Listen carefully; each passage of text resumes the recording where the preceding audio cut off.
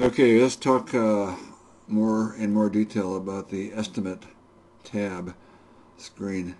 Um, as I said before, there on the lower left grid there are the customers, which is the customer names, which correspond to the customer name on the customer screen. It's just simplified. So when you touch a customer, to the right of the customer is the estimate projects for that customer. So you can have one or more estimates per customer. So if you touch the estimate description tab or estimate description name, you can give it names by editing it. You'll see the estimate items above it. Also in that lower right grid is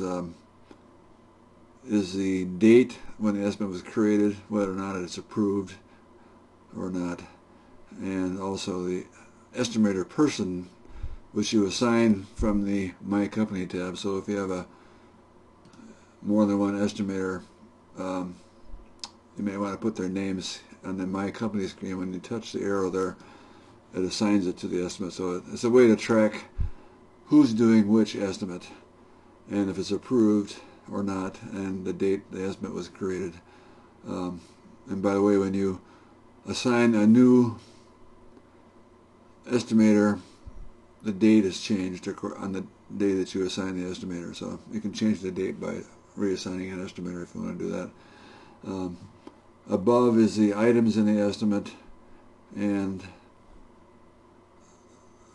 it's up to 15 columns, though normally you can't display all 15 columns because there's not enough screen space, but you can define the columns and the names of the columns on this screen.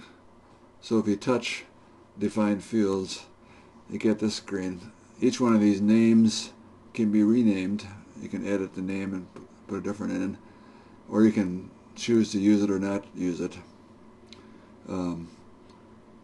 And you can have one set of fields that show on the estimate tab on the iPad, another one that you use for printing. So you may choose to have less detail in the printed estimate, and those are in the right column is use these for that purpose, and the left column is just for what appears on the screen.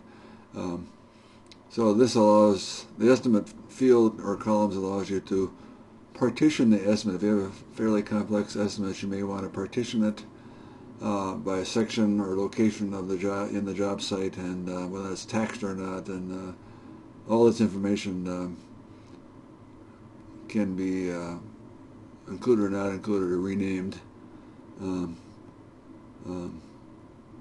By the way, index is just a column with an arbitrary number you put in, so it allows you to control the order of the items in the estimate. So whenever you touch the heading up here, it sorts it by that heading. So if I type description, it sorts it by description. So if I want these to appear, the items to appear in a certain order, then I put the index. I just put arbitrary numbers in there, so they sort by the number, the lowest number being the top. If I want to change this to last, for example, I do it like that, and I sort it. Now it appears. So if you want to control the order of the items, use the index. Or you can sort by anything that's just touch the heading of it and it controls it, sorts it by that heading. Also,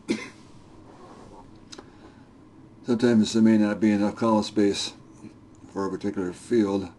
So if you touch the column heading, it expands it to include enough space. It does that by taking data out of the description field, so be aware of how that works. You can expand the column or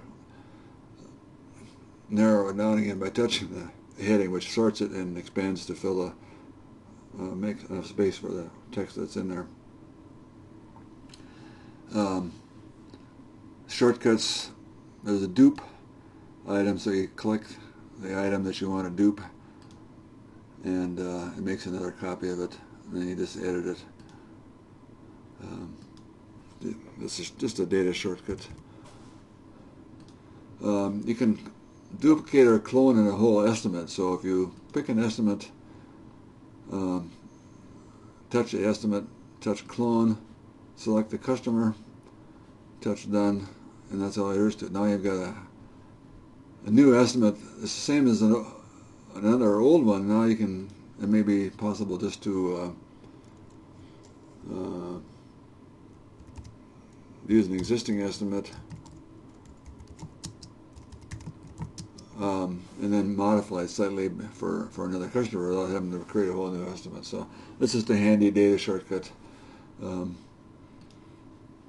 I want to reassign an estimator, I just like so. Now I've got an estimator assigned with today's date.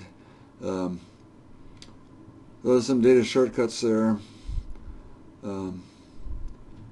And again, I think also there's an update button.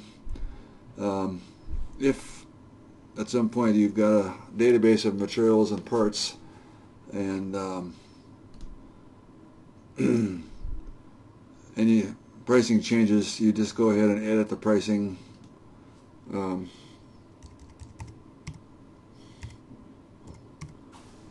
then when you do that, the estimates are not affected immediately. They're not affected until you touch the update button. See, I'll update this estimate. It says 4 items are updated.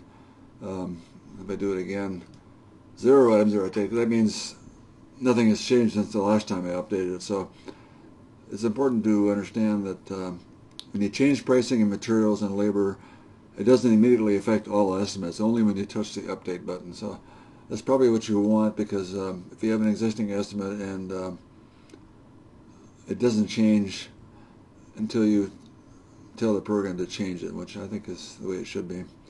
And then there's a print button.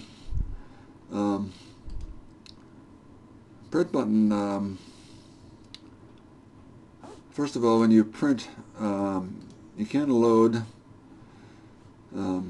if you have anything in your camera roll. In other words, your image file in the iPad has, if you can put an estimate or a logo in there for your business, it will load that